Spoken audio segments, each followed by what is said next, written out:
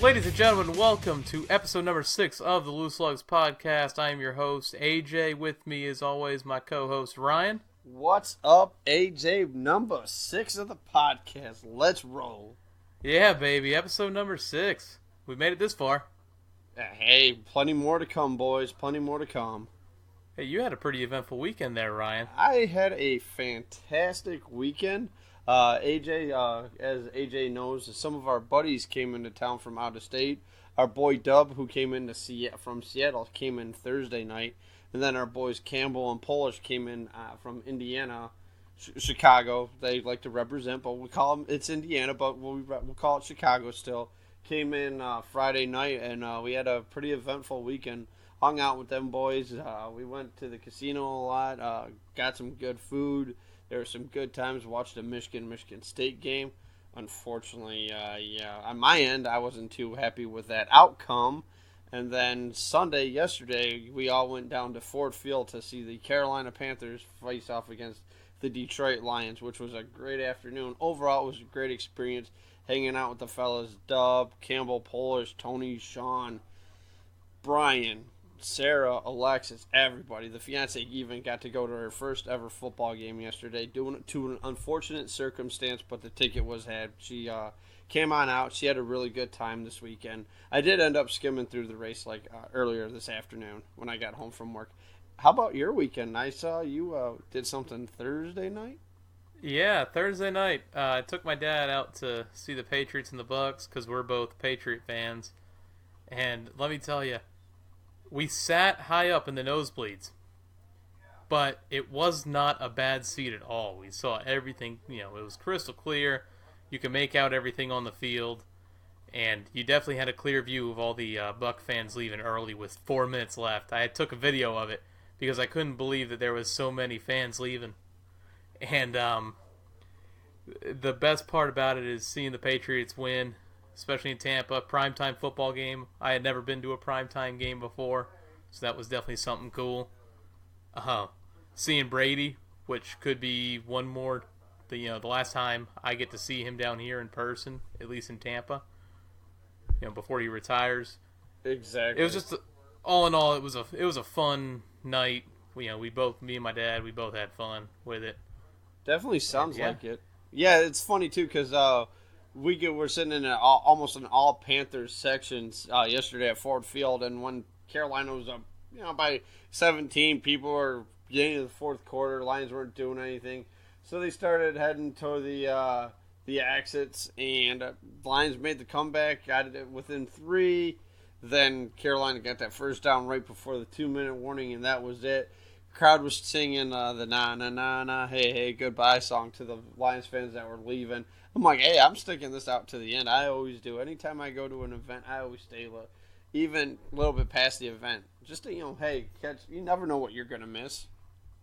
Yeah, and that game came right down to the wire too. Yeah, it did. If Detroit would have stopped Carolina on it was like a 3rd and 10, maybe 12. Yeah, we'd have had us a different ball game. I think the Lions were pushing it. They just played like crap the entire first half of football. There was the first drive, one of our tight ends, number 10 overall pick, Eric Ebron, or as us Detroiters like to call him, E-Bum, dropped a touchdown pass. Stafford put it right on the money, and he dropped it. Right in the hands. Yeah, what a beautiful throw. It was. That It was Stafford a great made throw. to get there. I watched most of that game via Red Zone. 7 hours commercial-free football. 7 hours commercial-free football. And they had it on that game before that throw happened, and through the throw, I couldn't believe Ebron let that thing drop. I mean, right in the hands, perfectly placed ball. Exactly. Unbelievable. And then in the third, I think it was the third quarter, maybe early fourth quarter, he got another one thrown to him and he dropped it. And then he finally made a catch the very next through, and I did a sarcastic. I jumped up and I'm like, he did it! Woo! Just going crazy. If my voice sounds a little off tonight, folks, because I was screaming my rear end off at the football game.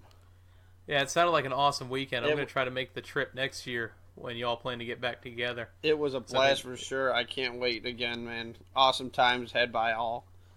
I was supposed to be at a race Saturday night, but it ended up raining out. So couldn't go to that. They rescheduled it for later next month, so we're going to try to go to it then. That'd be cool to go to. Yeah, other than that, it was sit back, watch some racing, watch some football. Hell in a Cell last night, watch some playoff baseball. Yeah, playoff baseball. There you go. Hey, how about them Houston Astros? Yeah, winning today, not sweeping the Red Sox, but taking it 3-1. Pretty impressive. I think Houston's, to me, is the best team out of the American League. Yeah, some say the Indians, but I picked the Astros and Cubs in the World Series. Yeah, not a bad pick at all. No, not at all. Fantasy-wise, man, between the 5 fantasy football leagues I'm in and the 2 fantasy NASCAR leagues I'm in, I was a perfect 7-0 yesterday. Oh, nice. I don't want to talk about my fantasy football team. My quarterbacks finally decided to show up this weekend. And, yeah, the quarterbacks show up, but the rest of the team, no, not really. Hey, I saw Christian McCaffrey, who I drafted in 3rd, 4th round, score his first NFL career touchdown yesterday at Ford Field, which was pretty cool to see. Yeah, that's something. But, yeah, like I said, well, how did you watch any of the races this weekend there, AJ? I did. Is it after all the technical difficulties we had to start the show? Are we ready to get into some gas and go? Yeah, we can get into some gas and go. But yeah, like I said, I hope everybody out there had a great weekend. Whether you're watching some racing, football, whatever it is, playoff baseball, anything. Just hope everybody had a great weekend. It was a beautiful weekend here in Michigan. And guess what? Michigan can host a playoff race in October now. We've had temperatures, I say, almost 75, 80 degrees last couple weeks here. All over the country has really started to cool down a little bit, except down here where it's still hotter than hell. And yeah, now Denver, I guess, got some snow today, is what they said on the news. And then a buddy I work with was originally from Denver, and they said they got some snow down there. And I'm like, I need to be in Denver right now. Give me some snow. I wish it would snow down here, man. Like all you guys up north, nice. I hear you say all the time, we hate snow, we hate shoveling snow.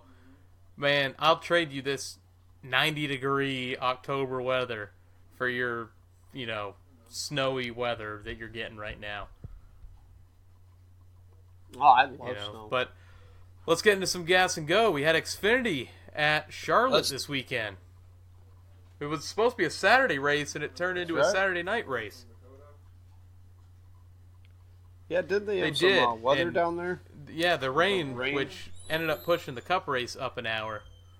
Yeah, they had a rain delay, and it didn't start till 8 o'clock. So right about the time Michigan State was kicking off was when the race was starting, and that's where my TV was on.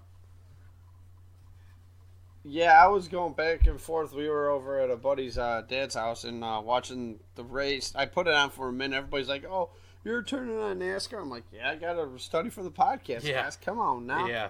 I did see who won the race. How about Alex Big Time Bowman? More things to come from him next year. I cannot wait. I'm glad that Hendrick put him in this car. And I guess he's going to run a couple more races, they said, later on. Ryan, let me tell you. Watching that race, it came down to like a restart with, I think it was, 15 to go, 10 to go, somewhere around there. And I want to say Bowman was in the second row. He ended up passing 3 cars there on the final restart to get into the lead and pulled away from Blaney. It was awesome. Kid wheeled it. He's going to be something special. I cannot wait to see what he does. Same here, man. It was an awesome finish to the race. I hope better for William Byron, as one of my favorite drivers in the sport. But he almost stole that one. Yeah, like I said, I missed the majority of the race. I missed out the entire Xfinity race, maybe a handful of seconds. And I totally forgot to record it. And then they're like, yeah, rain in the Charlotte area. I did see what Eric Jones did to the staircase. Yeah, in the I've got that in our news. that was pretty funny. I'm not gonna lie. I kind of laughed at that. Showed the wife, well, soon to be wife, and she's like, "Were those stairs supposed to be there?" And I'm like, "No, someone's getting fired. Somebody made a boo boo." I don't know if they're necessarily going to get fired, but maybe, hey, we need to... Ryan, the thing with Bowman, this was his first race in an Xfinity car in over a year. And he comes out and shows up, man. Comes home with a trophy and a checkered flag, which he then continued the tradition, autographed it, and gave it to a fan after the race. He did. Oh, Yep. he did do that with the flag? I'd seen, all I did, like I said on Facebook, the NBC Sports page that he won, I didn't see anything like him giving the checkered flag, though. But, hey, maybe that's going to start a tradition in the Xfinity Yeah, definitely series. be awesome. Giving the flag to a young fan after the race, I think is awesome. Yesterday, Truex kind of looked into the crowd after he grabbed the flag, and I thought he was going to do it, but then he took it in the car with him. Like, he hesitated for a second, then brought it back with him. But yeah, Bowman's first Xfinity start in over a year, wins the race, followed by Ryan Blaney in second. We, later on down the line, had a battle between Ryan Reed and Brendan Gaughan for the final transfer spot in the chase or playoff that they have. Separated by 1 point, and the tie would have went to Brendan Gaughan. And if it wasn't for Brandon Jones, if Brandon Jones could have passed Ryan Reed, then Brendan Gaughan would have been in, which would have been something. They talked post-race, and it was, just them congratulating each other. And what can you do in that situation, man? They've separated by 1 spot on the track. Yeah, there's nothing you can do in a situation like that. And that's why these playoffs right now, they're going to, like when they get down to the nitty-gritty, I think at Martinsville, you're going to see some beating and banging with these cars. It's going to be something to see, though. I'm definitely looking forward to it. And like you said, though, hey, that's part of racing right there. I mean, especially with this new format. Gaughan came within a couple seconds of who was in front of him at the time was Elliott Sadler as Aaron Judge smokes a ball down to left field. Yeah, I've play-by-play. I thought he just hit a home run mid-podcast. I was about to get up and celebrate. They were separated by 1 spot on the track, and Elliott Sadler was in front of him. And Gaughan was catching up to Sadler. He just didn't have enough laps left in the race to get to him.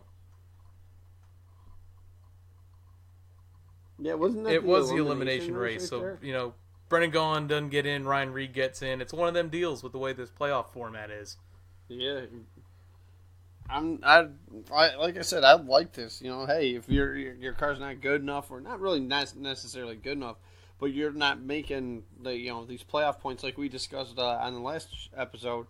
These playoff points are going to definitely mean something. Like these stage points are going to mean something, and like what happened right here with Reed and Gaughan. So we're getting down later here in the line. The race was dominated by Cup guys: Suarez, Blaney, Jones. No surprise there. Eric Jones then struggled late in the race. Got in the wall a little bit. I want to say he went around. I can't remember that far back to that, actually. I want to say he did end up spinning the car around. Got into the pits. Just too much damage to get back up there and compete for anything there at the end. But the point in the race that really grinded my gears and is about to send me into a rant was the Michael Annett spin. So there's a restart late in the race. Annett is currently in the good to advance to the next round. All right. He starts falling back a couple positions, gets a little bit loose coming off of, I want to say, getting into turn 3 or out of turn 4. Spins it around, slides to the bottom of the racetrack where the pit road entrance is. NASCAR does not throw the caution. Are you kidding me? Did not he hit anything. And I know I said a couple episodes back that if a car spins and it doesn't hit anything and it can get to pit road safely, then don't throw the caution. But how can you have that happen and then not do it for all these other moments in races where it's a solo car spin or car brushes the wall? Where's the consistency with cautions? Exactly. Yeah, like what was it at Richmond where Kenseth locked up the brakes and they threw the caution right away. Like they thought he had hit something, so or somebody hit something or he spun and they threw the caution right away. I think that was the Richmond race. I don't know what it is about these these cautions this year and how it's almost like a scripted caution how they are this year. They choose when they want to throw it and when they don't want to throw it, and it manipulates the outcome of the race a little bit. Because at that point, Annette's in. And it's at the point in the race where I thought Annette had a strong enough car to stay in front of the 62 and the 16.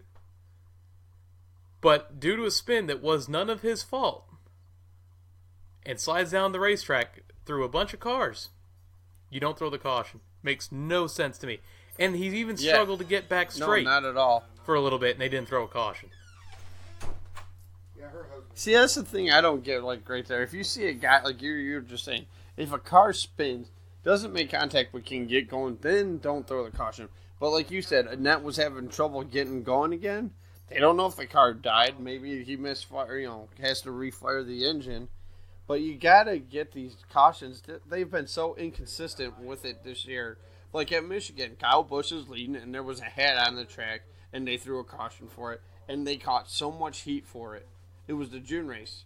They caught so much heat for it, and now with the, like we just said, with the Kenseth tire incident at Richmond, and now to what you said with Annette spinning and not throwing a caution.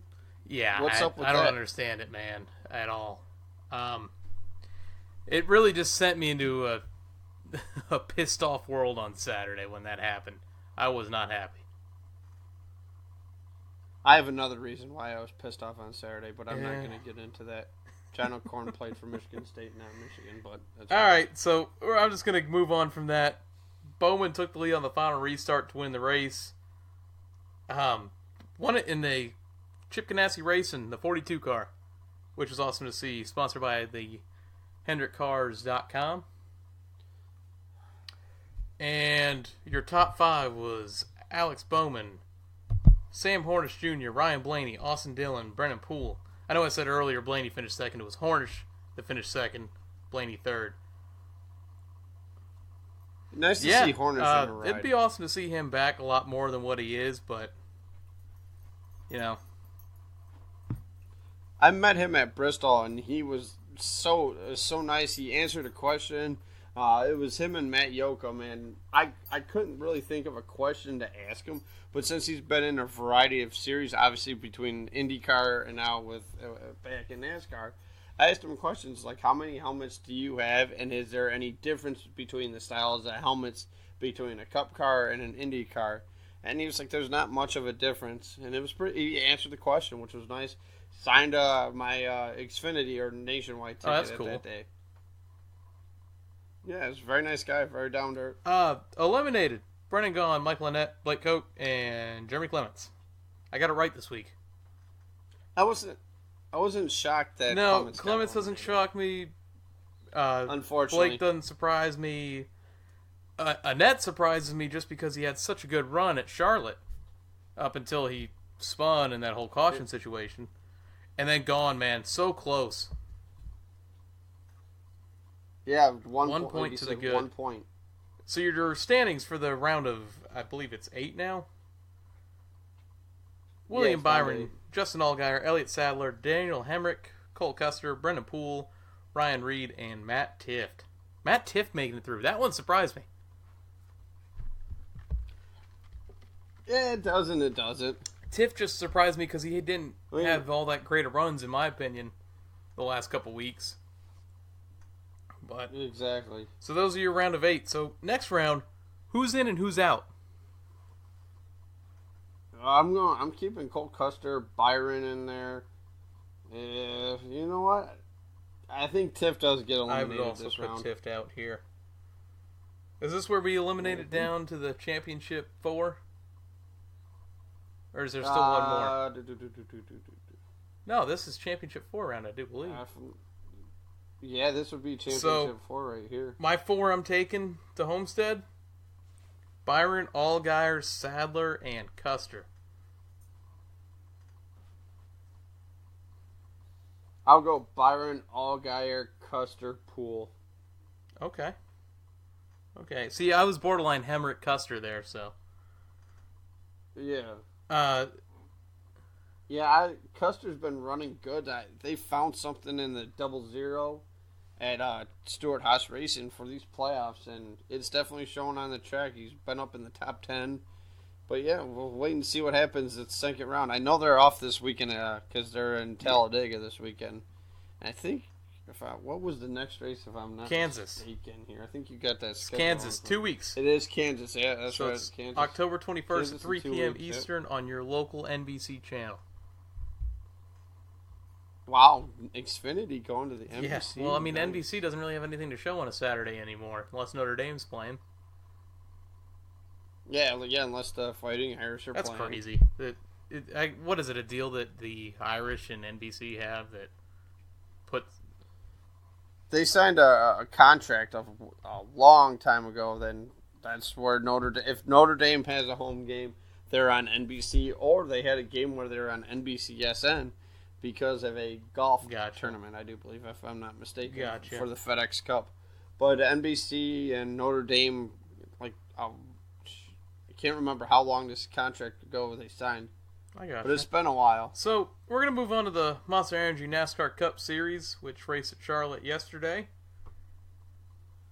All right, before we get into that, I did see what happened to Kyle Busch, and at the end of the race with him laying down on the, so to speak, infield right there, almost like he was on a football field with how the grass was cut and everything like that. Well, yeah, they put artificial turf in there, where that roval starts at. Yeah, I got to...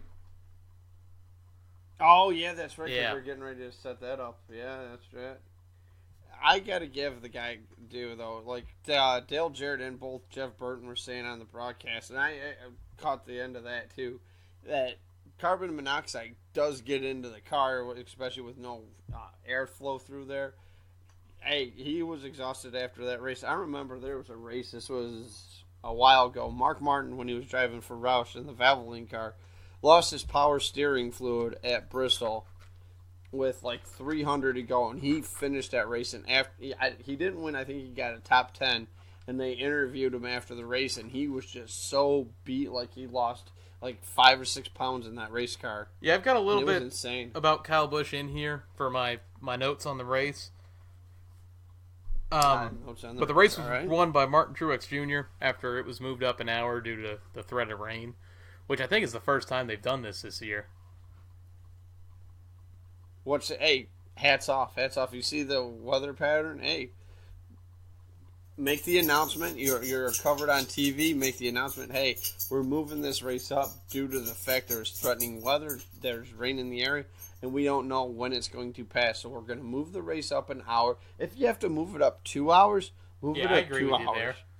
I got no doubt about that. I've got no complaints about that. Moving it up just to make sure you get the race in. Just because there was a time at MIS we were at, and they called for weather late in the afternoon, and it was a relatively late start, 2:30 I think it was. Got halfway through the race, started downpouring for about 10 minutes. They called the race that Casey Kane won. Casey Kane did win that race. And within 10 minutes, the sun was out, hot as you-know-what out, and they called the race early because of the time the race started. Yeah, it makes more sense just to do that, for the fans' sake of it. And the teams, because then the teams have to be delayed a day and all their stuff. Granted, the race was in Charlotte, North Carolina. The only team that you have to worry about is the Furniture Row teams. Yeah, being all the way out in Denver. Yeah, exactly. Truex wins, man. Charlotte's just his track. That's what I've become to believe. Him and Johnson had a tough day. I saw that. As soon as these cars go to Charlotte, just put your money on Truex. He's going to win it. Yeah, him or Johnson. Yep. But the domination of the 600 a few years ago to now. Yeah, and Truex got real emotional after the race, and I guess I haven't really realized how bad things have gotten with his fiance, Sherry Pollock's, and it really puts, I wouldn't say it puts a human aspect into the sport, but it's just the emotion. You know, this is someone who's going through things that any one of us could be going through at this moment. And I was just going to say, and even when, you know, some good things are happening in his life, he's got his priorities in order, and he's got his mind where it needs to be. Exactly. And then I think, during the interview, one of his sponsors gave $75,000 to the Martin Truex Jr. Foundation after the race, that was cool to see. That was a good gesture right there. But I do both my grandfathers and my grandma have all passed away from cancer, so I know exactly what he's going through right now. Yeah. So I hope she's a fighter though. She is from Michigan too, which is awesome, and he loves to come up here and go bass fishing, which is awesome. Yeah, to see. I don't. Always posting it on Twitter. It's like, hey, up in northern Michigan. I don't know if you noticed this. I don't know how much of the post-race interviews you watched. I saw just Truex's. I did see what happened between Kyle and Kurt. Kyle Larson and Kurt Busch. In Truex's interview, if you look off into the corner of your screen, you see a little whiteboard that somebody's holding up, and it's got all his sponsors written on it on the whiteboard. Yeah, so really, you always laugh when like drivers are looking at their fire suits to say they're sponsors. Well, Truex didn't have to, because he had a guy in the background holding up a little whiteboard that had all the sponsors on it. Next thing you know, they're going to have a TV camera that they do at the Emmys. For this award goes to a little teleprompter. Exactly, like a teleprompter. Yeah, I want to thank all my sponsors. All right, we're going to start with Coca-Cola, Toyota, everything like that, and go from there. Bass Pro Shops. I found where Kyle Larson's bridesmaid dress went. It's in Chase Elliott's hauler. Because is it really? That kid cannot stop finishing second. He can't just get that win already. It's second, third, second. It's coming soon enough. Puts me on the edge of my seat every weekend. It's coming at coming at Kansas? Okay. Yep, I'm thinking Kansas. See, I thought Dega would be a better place for him, but Kansas, another track where it fits into his style of racing. Yeah, exactly. It was funny, too, because I'm doing a little research earlier today at work, and I'm like, okay, we've had 4 chase races, and the same make has won every single race so far in the chase. Yeah.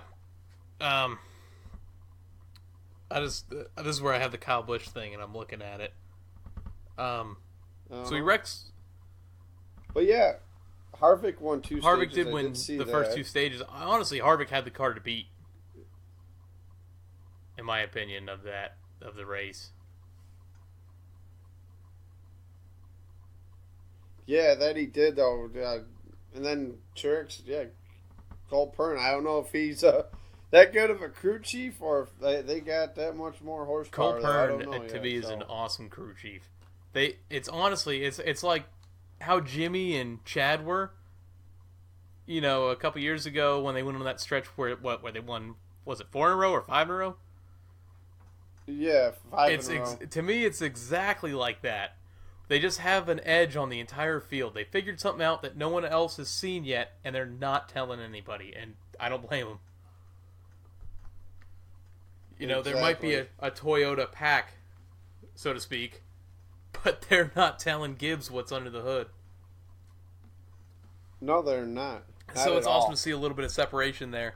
I mean, even though Kyle himself is dominating, and speaking of Kyle, he wrecks in practice, doesn't go to a backup car, proceeds to wreck the same car 3 times in the race, and then needs medical attention after the fact, because, like you said earlier, that carbon monoxide, you just have straight, once the crush panels are gone, it's just straight exhaust coming into the car.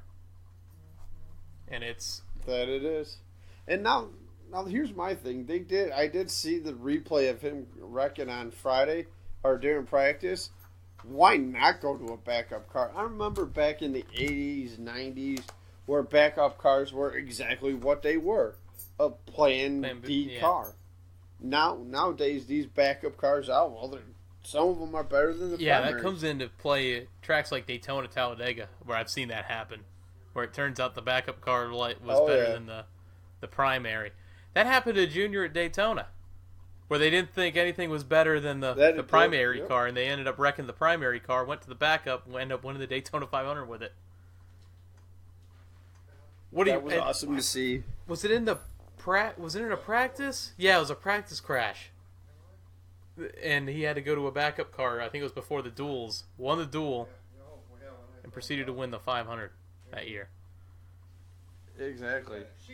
But yeah, I did see the bottom four. It was like it's Kenseth, Keselowski, Stenhouse, and Blaney were the bottom four right now. Yeah, your standings right now are Truex, Larson, Harvick, Elliott, Hamlin, Busch, Johnson, McMurray, with Kenseth, Keselowski, Blaney, and Stenhouse in the bottom four. And out of that bottom four, the only driver I see staying there is Ryan Blaney. You know, maybe Matt Kenseth, if he doesn't get a win within the next couple races.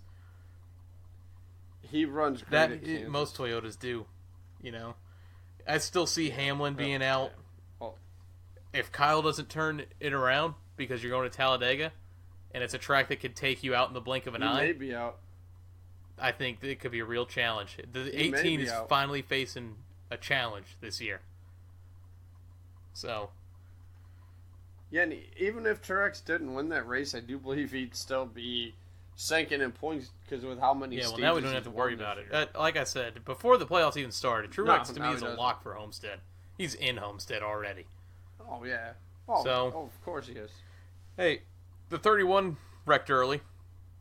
Chase is probably happy. Same thing with Gordon. I see. I seen people on Twitter and Facebook's like, oh, the 31 got what he deserved after not letting racing Chase is by not letting people by. You know, exactly. As a fan, I've had time to think that one over. And in racing, no matter what, you don't let people by. That's not the sport. No, it's not. You have to physically, if you have to move somebody out of the way, then guess what? I'm going to put the bumper to you and get by you. Yep. But here's the kicker this weekend at Talladega. And I have a question for you, AJ. Talladega being the second playoff race in this round, is it going to be a wreck fest, or do you think you're going to see a caution-free race? Wasn't the spring race a pretty clean race? Yeah, but the Daytona 500, I thought, I'm gonna say this becomes a wreck fest towards the end. Cautions breed cautions at the end of the race. 20 to go is when you're going to start seeing them. I think even by the end of the end of the stage one, I think you're going to see something happen. I think you're going to see a big wreck before the end of stage one. I think by all the end of the stages, including the checker flag, you're going to see something. Yep. This is just something I wanted to touch on real quick. The 41 and the 42 got together at the end of the race. Well, I say at the end of the race, before the checkered flag dropped, actually. And then after the race, the NBC is interviewing Kyle Larson, and Kurt Busch comes up to talk to him, and NBC shoves the microphones in their faces to get the whole long conversation. It was almost like one of those old wrestling promos, when in the middle of the ring when you have like a mediator, like a Mean Gene Okerlund. Going back and forth between the two, and I'm like, man, just let them settle it before you start putting microphones in faces. Who was the pit reporter? Was that Stavis? Was it who did that? It might have been. It might have been. I don't remember her name, but it was definitely a female that was doing it. I give that credit though. I mean, if you put the microphone in their face. It's like a few years ago at Texas where Jeff Gordon got so mad at Brad Keselowski. He's like, well, that son of a bitch shouldn't have been out there, or he's racing too aggressive. I'm going to kick that little shithead's ass or something like that. Yeah. Sorry for you got a little explicit there, but hey. But that's what... Not a problem. That's what Jeff Gordon said blatantly on ESPN And after the fact, ESPN, I forgot who the announcer was. I think it was Alan Bestwick at the time. Said we do apologize for his language, but he's in the heat of the moment. Yep. Speaking of a Hendrick driver, Jimmy Johnson didn't have a penalty on pit road. I don't know if you saw that. He pitted outside the box. He started in the box, left the box. They didn't get all the lug nuts tight, so we went back in the box. So, and he didn't get a penalty for it, which was another, NASCAR WTF moment. Oh, that seems to be happening a lot. I just this want year, this playoff. an even playing field for all the drivers. Consistency is what we're looking for. Exactly. Keep it the same normally whenever I try to say all that. directions, Exactly. But it was a little blip I wrote in on here. Your top 5 was Martin Truex, Chase Elliott, Kevin Harvick, who won 2 stages, Denny Hamlin, Jamie McMurray. Jamie Mack finishing up there surprised me, and it doesn't surprise me because he runs well at Charlotte, but with the season he's been having, him really being well up there Charlotte. kind of surprises me.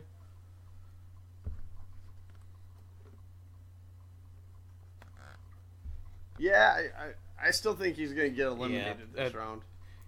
He's kind of one of those dark horses, though, for Dega, because he always does run well at restrictor plate tracks. That's good. Like I said, this Dega race, I think it's going to be wrecked, Feldo. But, hey, what playoff guy is going to get into the big one? Multiple big ones. The 5-minute clock now, especially at Dega. Yeah, we're really at a point where it's going to be some racing that we interesting. haven't been accustomed to over the years. It's Talladega is going to be one of those races where this time around it's not the same as every other race. Yeah, oh yeah. Yeah, because this is why they made the playoffs or the stage racing because of what happened last year at Talladega, where Kyle Busch, Kenseth, and I think it was Hamlin all had the points, or it was Edwards and Kenseth had to get it. One of them, and they all hung out in the back like 31st on back. They didn't move up at all. They just wait. Yep, it's not going to be like that this year. Maybe Truex might do that. And I'm glad NASCAR. Oh yeah, Truex may do that. So next race, as we've been talking about, is Talladega. It is Sunday, October 15th at 2:00 p.m. Eastern on your local NBC channel. On top of that, it's the Truck Series Saturday at Talladega, 1 p.m. Eastern on your local Fox channel. It is not Fox Sports 1 this week, which I was kind of surprised about, but they're doing. Yeah. Oh, it is Talladega. I mean, as my dad calls it, Tala-bleeping. I agree with that. I think you heard me call it that a couple times on Xbox. So, yeah, that's what we call it. That's why I need to get down there to Talladega. I think that's next on the bucket list for Martin. Yeah. So that finishes up Daytona. Gas and Go this week. Now we're going to move into a segment that a lot of drivers had this weekend. Some tire rub. Oh, yeah. Yeah, 10 cautions, I was surprised Charlotte was as wreck-filled as it was, really. 3 of them, though, thanks to Kyle. Richard Petty Motorsports still wants to sign Bubba Wallace. This was said in an interview with Adam Stern of the Sports Business Journal with Andrew Merstein, who is the RPM majority owner. I'm all for it. Get Bubba in the 43. Get it done. Get him a sponsor. Get it done. Yeah, what was it? Domino's Pizza. That was awesome. It was like a little campaign that Bubba did for Domino's. I would love to see it. I would too. I think that car would it look really pretty comes to sweet, no actually. shock to anyone, though, that Richard Petty wants to sign Bubba. But the fact that it came out that they are trying to put him in that 43, it kind of seals the deal on the Almirola leaving and us. It kind of confirmed Bubba's pretty much going to the 43. And I don't think Richard Petty can get another car because I remember when it was Almirola and Marcus Ambrose, 2-car ride, and then they had to cease operations on the one. Yeah, but they are moving to a bigger shop, which might be able to field 2 cars. Maybe keep Almirola in the 43 or Almirola's put Bubba in the 43. He's gone. And then Almirola into the 9. He's gone. So, yeah, unfortunately. I like we got Almirola. our first look He's at a the good 2018 Camaro at Hendrick's 2018 car reveal I last like Thursday. So, Chase is in a blue and white 9, which I thought looked awesome. Byron is in a 24 Flames car, kind of similar to the one that Jeff Gordon ran in his final season, except instead of black, it's blue with Exalta on the hood, which is pretty cool to me. Yep. Alex Bowman's blue and white racing stripe with the black 88 is different to me, because I thought they would try to kind of get away from Junior and give Bowman his own, basically his own color scheme and all that, which Nationwide is blue and white, but I thought they'd do something a little bit different, in my opinion. Yeah, maybe instead of like how the Junior car is now, switch up the colors. Maybe instead of where blue is, put that white. Yeah, because to me the cars still look very similar to each other. So yeah, and then Jimmy Johnson going to an all black 48, which looked pretty sweet. The Camaro itself looks awesome. The front end looks a lot like a Toyota though. Heck yeah, it does. But yes, maybe there's something there that Chevy's doing to try to compete with whatever advantage it seems Toyota's had over the last couple years. Oh yeah. Now here's my thing too with the Jimmy Johnson going all black. I think it's awesome. I think that car looks so kick rear end that it's not even funny. The fiance on the other hand, whose favorite driver, Big Bad Brad, is Jimmy Johnson. She doesn't like it. No. She's a Jimmy fan. She had her Jimmy Johnson shirt on today at work. Gotcha. But she does hate Kyle Busch, so I love her. Are you just saying that because she's right next to you? No. She actually went to bed a few minutes ago, actually. She helped get everything set up with the Skype issue, and then she went to bed. What driver on the track today reminds you most of Earnhardt?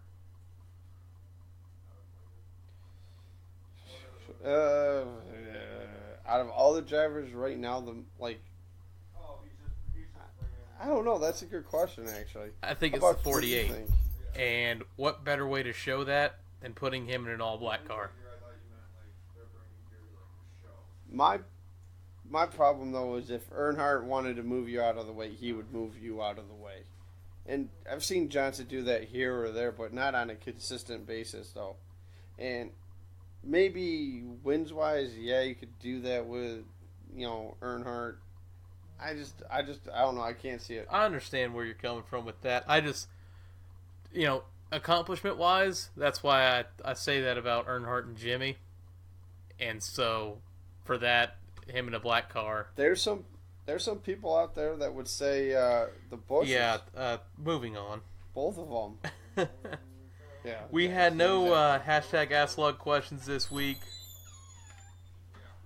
No, hashtag #AskLug questions this week. Oh, we do have a couple social media things.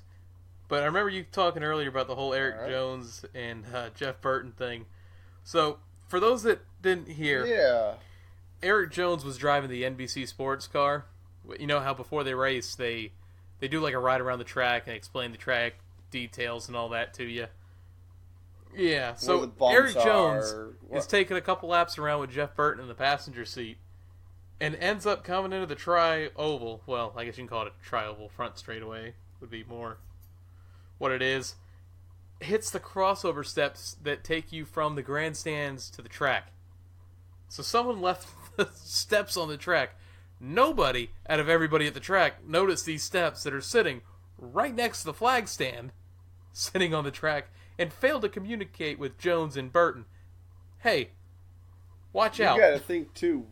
Being Eric, exactly. You gotta think though. Being Eric Jones and Jeff Burton in that car, man, we got the track to ourselves. You can throw the hammer down. Nope. Somebody forgot to tell them, hey, watch out for the steps. And I think they do this Saturday before and or after one of the practices when they're getting the track all, getting all the loose debris and everything off the track. After that's done, then he goes out and rides around. So there's some damage to the NBC Sports car. I tweeted out, I wonder if this is a P1 penalty. But NBC definitely had to roll out the backup car on this one. Oh, now that would be a backup car right there. We're just going to move along to some social media updates. We are up to 122 downloads for the podcast. All right. We are at 45 followers on Twitter, 56 likes on Facebook. So make sure you follow us on Twitter at Lugs Podcast. Send in your hashtag AskLugs questions using the hashtag AskLugs. Talk about the show with us using the hashtag LugsPod. Subscribe and rate us on iTunes and Podbean, the Loose Lugs Podcast. And make sure you turn notifications on iTunes there, so you always get a little notification whenever we drop a new episode. Subscribe and listen to us on YouTube, which is the Loose Lugs Podcast, and like us on Facebook, the Loose Lugs Podcast. You can follow me personally at Grey Goose F150, and Ryan, if you want to tell the folks at home what yours is. At R Runcola 88. All right, you want to get into some shout outs? Yeah, like I said, shout out to the peeps coming out this weekend to Michigan. Had a great time with everybody. I was just, like I said, overall it was a great weekend. Like I said, I hope everybody out in the podcast listening area had a great weekend. Hey guys, come on, send in some questions. I got another question for everybody that listens to the podcast. If there's anything we could do to change up, not necessarily change up, but give us some ideas out there. Like, if you guys want us to do more sound effects, anything like that, hashtag, send it out to everybody at the podcast, to myself, or even AJ straight up. Be like, hey, if you guys could do a little sound effect, like when Ryan goes, that breaking news, have somebody like a chime in. Yeah, we're open to any suggestions any of you all have. Don't be afraid to give it to us. Suggestions. Yeah, exactly. Hey, if we sound like a broken record, though, hey, you guys. Yeah, there's always stuff that can be fixed, no matter what. I got a couple shout-outs myself here. We got a couple new followers on Twitter. James Wagner at James Wagner TW, and Noah Sweet at Noah Sweet 7. Thanks for the follow, guys. We got a couple other podcasts we'd like to shout out that you'll see me talk to and talk about frequently on the Twitter page for our podcast. We got the Lap Traffic Podcast at Lap Traffic PC.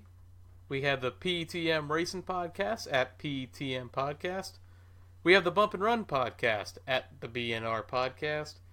And My Opinion and Therefore Fact Racing Podcast at MOATF Podcast. All good shows to listen to. I wouldn't steer you in the wrong way.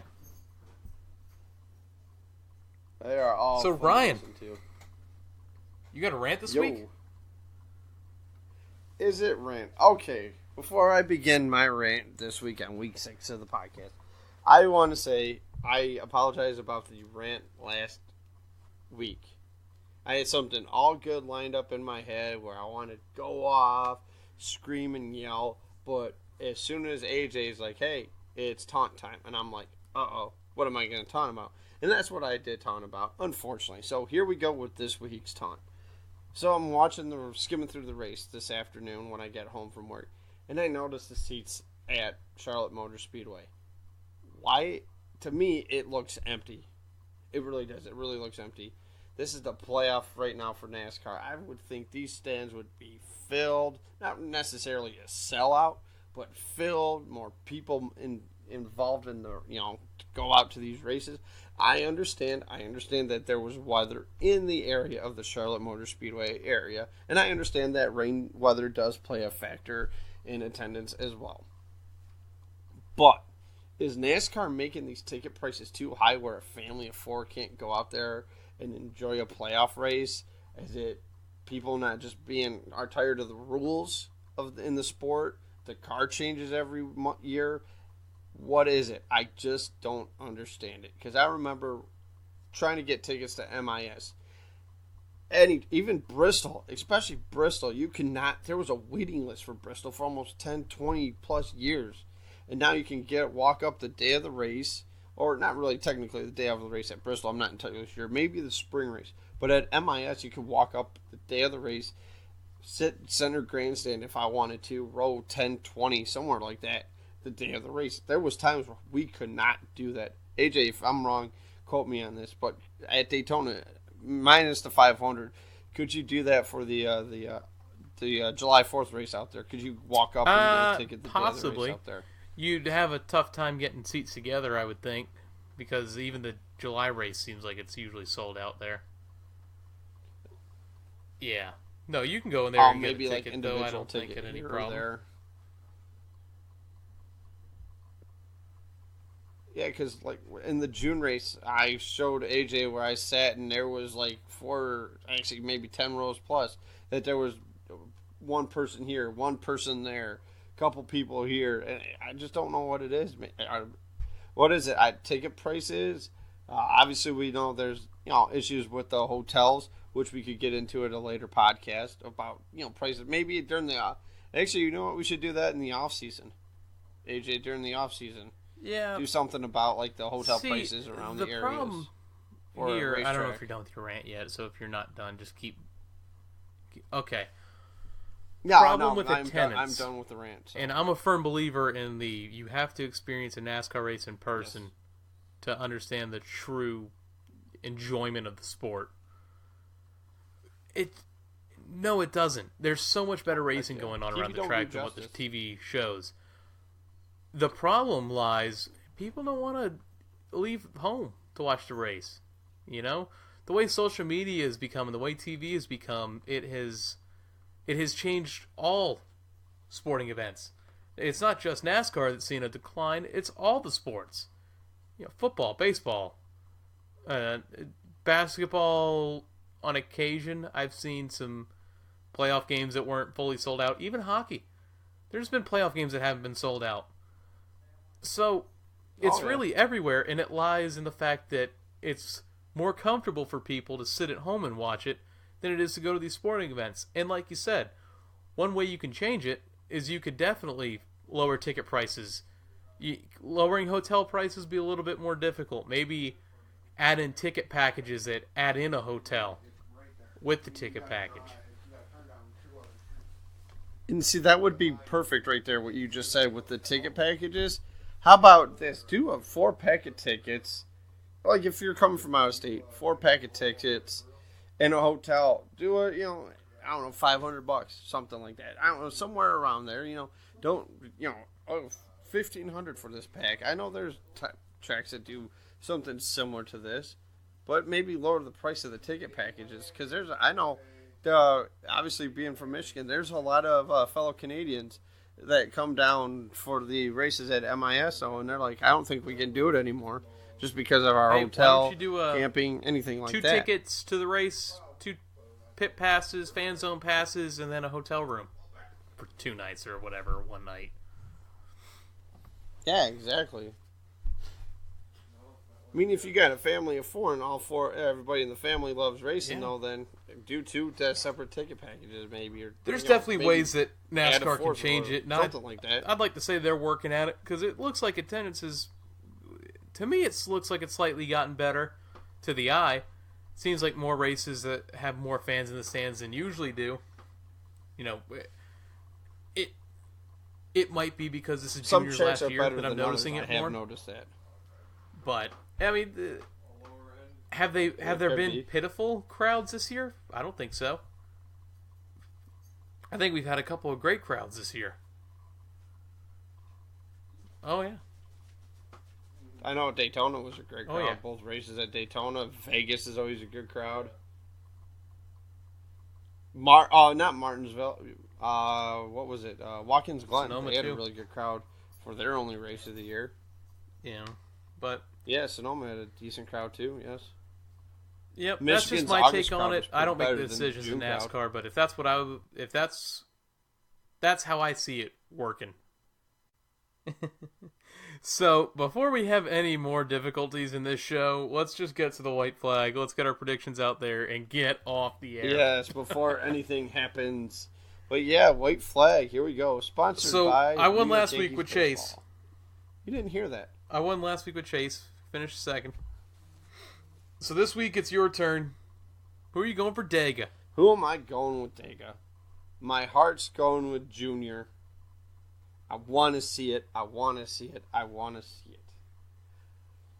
I can't do it this weekend. The Fords have been great at restrictor plate races this year, winning all 3 of them so far. I am going to go the 2-car Brad Keselowski in victory lane.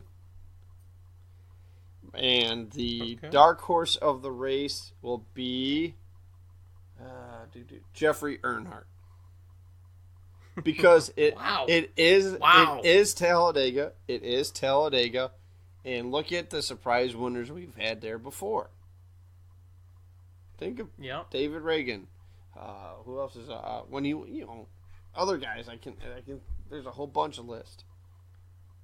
Well, so you took Stenhouse and Jeffrey. Yeah. No, Keselowski. Keselowski and Jeffrey. Yes. My pick was between 2 people all week, depending on where you went, and it was either Stenhouse or Jr. Because this is the last time I'll ever be able to do this, and last time I'll ever do it on the show, my pick to win the race for his final start at the Talladega Motor Speedway. Super Speedway. 88 Nationwide Chevrolet Dale Earnhardt Jr. My dark horse, it's going to be that of the Chevy variety, Jamie McMurray. All right, McMurray. All right. But like I said, basically with the Jeffrey Earnhardt pick, Danica could win this weekend. Just Talladega is too unpredictable. Anyone can win. Yeah, it's unpredictable. Yep, but that's it for the rest of this week, Ryan. Yeah. Hopefully, like I said, no more Skype issues. Yep. We're getting off. We're getting off before anything else happens. So exactly. Hit them with it. All right, guys. We will see you at the track. Enjoy the weekend. Stay good, baby. That's right. Talladega.